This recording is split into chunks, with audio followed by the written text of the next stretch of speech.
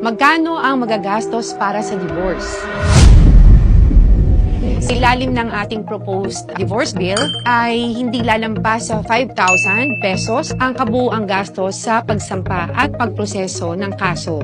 Kasama na rito ang bayarin sa korte at iba pang gastusin. Para sa mga walang kakayahang magbayad, libreng-libre po ito. Para sa mga hindi naman kaya magbayad, katulad nga po ng sinabi ko kanina, may full fee waiver batay sa panuntunan ng Korte Suprema at Department of Justice. Ang layunin po ng batas na gawing abot kaya at accessible ang diborsyo para sa lahat, lalo na sa mga kababaihang nais makalaya mula sa mapang-abusong relasyon. Public Attorney's Office po natin or PAW ay magbibigay ng libreng legal na tulong sa mga qualified na hindi kayang kumuha ng pribadong abogado. Ang layunin po kasi ng ating batas ay gawing abot kaya at accessible ang diborsyo para po sa lahat, lalo na sa mga kababaihan na nais makalaya mula sa mapang-abusong relasyon.